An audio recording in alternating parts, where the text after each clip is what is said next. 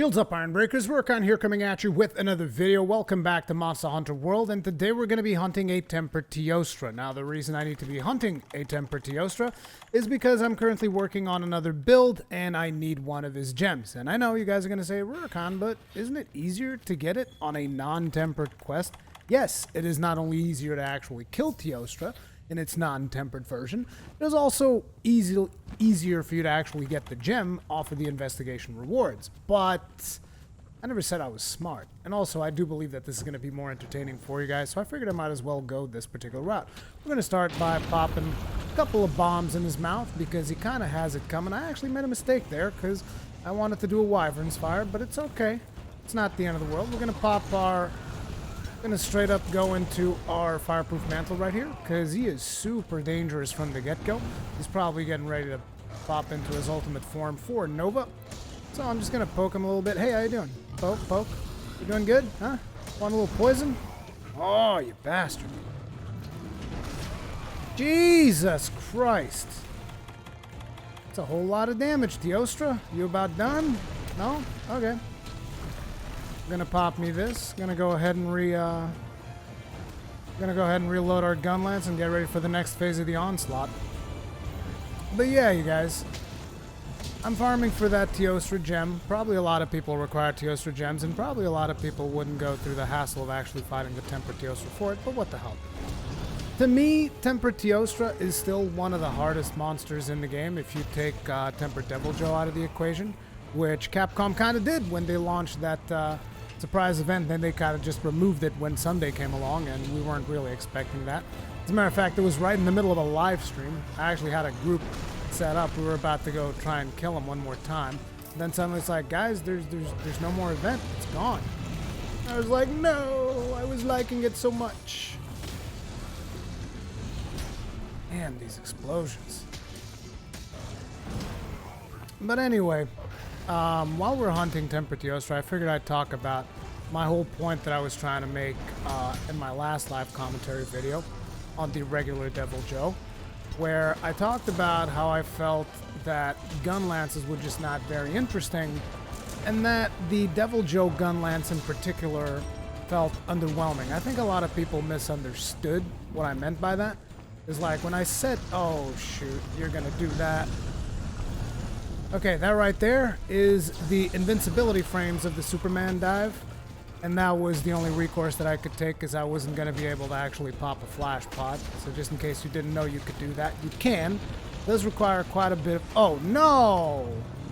I didn't mean to do that. I mispressed something. My bad. But anyway, it does require quite a bit of timing to pull that off. I was really expecting that I wasn't even going to make it, so that should give you an idea of just how much timing that requires. But anyway, back onto the topic of Gunlances. I think a lot of people misunderstood me because when I said underwhelming, I didn't mean like this is a bad Gunlance. It's not a bad Gunlance at all. I think the Gunlance is actually really good.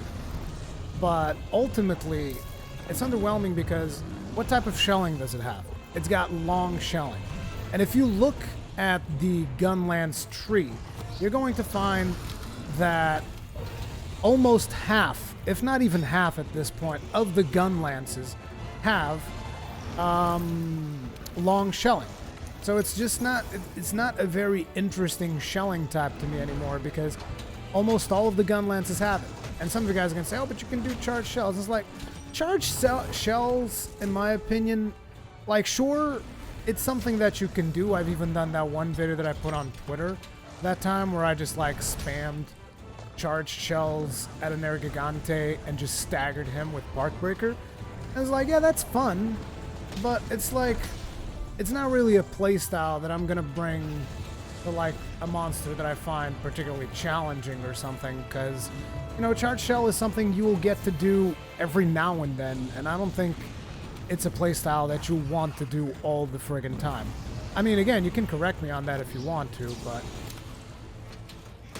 I'm not going to let you leave just yet, Teostra. We got to abuse you a little bit more. But that's one of the main reasons why I thought it was underwhelming.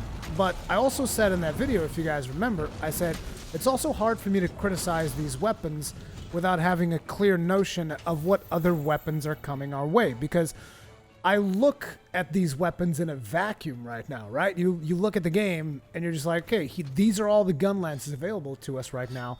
But ultimately, because of the way that Capcom is working on Monster Hunter World, I kind of feel like this is not the end picture, so you don't know what kind of balance you're going to have by the time new monsters show up, by the time they put new weapons into the game. Because there's always the potential of them putting, like, another weapon design contest like they did for that really cool looking greatsword that's coming in April, right? And it's like, by then, who knows what kind of Gunlances we're going to be having in the tree, and then it might make sense that the Deviljho Gunlance is, you know, a long shelling type level 3 Gunlance. But to me, it would be more interesting at this point to actually get a wide Gunlance from that, because it's just, right now, there's no wide level 4 in shelling. There's a long level 4 shelling, and it's not that great because it doesn't have good sharpness, which is the Magdala Hot, also known as the Zora Magdros' Gunlance. Oh crap, this is gonna be bad. He's getting ready to screw me over with the Nova again. I know he's getting ready for it. He screws me over with the Nova a lot. This is actually not the first take on today's video. I've died quite a few times. I'm not ashamed to admit it. It happens when you're trying to kill Teostra, so I'm going to play it a little bit safer here. But, yeah, that was my point. I wanted a wide... I wanted something that would shake up the Gunlance playstyle, and the friggin' Deviljho Gunlance didn't really shake it up, and therefore it kind of still remains that, yeah, you can use the Deviljho Gunlance if you want to. Hell, you can use any Gunlance if you want to. As a matter of fact, despite me constantly letting you guys know that in my opinion Royal Burst is the best Gunlance, I still reinforce that you should definitely play whatever Gunlance you want, because they're all viable in a certain way, in a different playstyle. There's viability for every single Gunlance in the game. So it's just up to you what kind of Gunlance you want. And I'm completely messing up freaking Slam Burst combo right now. There we go. Now we're talking. So it's completely up to you what Gunlance you want to use, what type of playstyle you want to adopt. But ultimately, the fact remains that for most playstyles and just most usage, this Gunlance remains the best one, in my opinion. That doesn't mean that it is the only one. No, you don't get to leave. Where do you think you're going? But you thought you were leaving just now, bro? No, no, no, no. You're going to stay here and enjoy what's coming to you. Sweet! Oh my god, what a wombo! What a wombo this guy is consuming right now. Let me just sharpen up real quick. We do have speed sharpening, which I love. Have some more Slam Burst. Oh, man. You know, sometimes when a hunt is just going real well after it's gone real sour a whole bunch of times, that's what I'm at right now. Jesus! That was actually really good time for me for a Teostra. I did not expect that. I was looking forward to dying again. Now that the moment of truth comes along, which is where I'm like, do I get my gem or do I not get my gem? Most likely I'm not going to get my gem. But hopefully I got the point across with all the Gunlance talk that I want to talk about. It's just, the whole point is like, I'm looking for stuff that changes up the meta. And like, a really good example of a weapon, of a Deviljho weapon that really changed up the way that I look at that specific weapon type.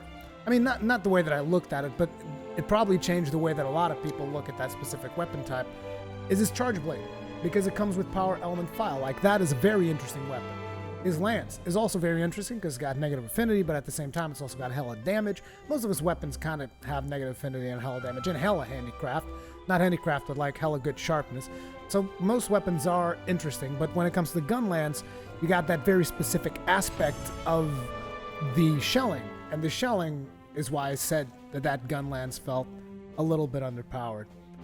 Anyway, we got to make our toast, but we did not get any Teostra gems. So I'm probably going to do this in low rank, but I wanted to do a video for you guys where I played a bit of a different build. I actually like this build quite a bit. It's a variation on the Sharp Boomstick with some Part Breaker added in. I might showcase the full build later down the line. But I'm still looking to get some different decorations before I actually go down that road. So yeah, hopefully you guys enjoyed today's video. Let me know what you thought about it in the comment section below, and I'll see you guys in the next one.